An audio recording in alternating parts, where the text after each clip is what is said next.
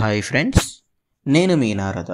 So ఈరోజు మనం తెచ్చినటువంటి సమాచారం ఏంటంటే, అభిమన్యుడు పద్మవ్యూహంలోకి వెళ్ళి అక్కడ ఇరుక్కున్నప్పుడు పాండవులు ఎందుకు అభిమన్యుడిని కాపాడలేకపోయారు? ఆ సమయంలో అసలుకి పాండవులకి అడ్డుగా ఉన్నది ఎవరు? సో అసలు ఆ అడ్డుగా ఉన్నటువంటి వ్యక్తికి ఆ శక్తి ఎలా వచ్చింది?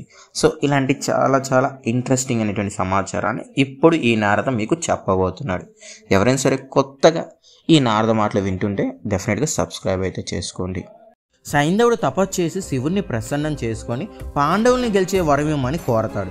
అప్పుడు శివుడు, పాండవుల్ని గెలిచే వరం నువ్వు అడగకూడదు, నేను ఇవ్వకూడదు. ఎందుకో తెలుసా? పాండవుల పౌరుష ప్రతాపాలు అలాంటివి. పాండవుల నలుగురు ఒక ఎత్తు, అర్జునుడు ఇంకొక ఎత్తు. అర్జునుడితో యుద్ధం సాక్షాత్తు శివుని అయినటువంటి నేను చేసి గెలవడం చాలా కష్టంతో కూడుకున్నది. నేను గెలవనని కాదు, కానీ చాలా కష్టంతో సాధ్యం. కానీ నా అంతటి వాణ్ణి తపస్సు చేసి ప్రత్యక్షమయ్యి కుదరదని వెళ్ళిపోలేక నీకు ఒక వరాన్ని ప్రసాదిస్తున్నాను. అదేంటంటే, అర్జునుడు తప్ప మిగిలిన నలుగురు పాండవులని ఒకరోజు యుద్ధంలో నువ్వు గెలవగలుగుతావు.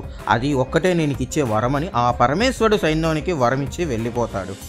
సో ఆ విధంగా సైంధవుడు శివుడి దగ్గర తీసుకున్నటువంటి వరం వలన అర్జున్ని కాకుండా మిగిలిన పాండవులందరినీ సైంధవుడు ఒక్కడే ఆపగలిగాడు. అందుకే అభిమన్యుడు పద్మవ్యూహంలోకి వెళ్ళినప్పుడు పాండవులు అభిమన్యుడిని కాపాడలేకపోయారు. సో అది ఫ్రెండ్స్, ఈ నారద తెచ్చినటువంటి సమాచారం ఇందరితో ముగిస్తుంది. And thank you for your loving and supporting.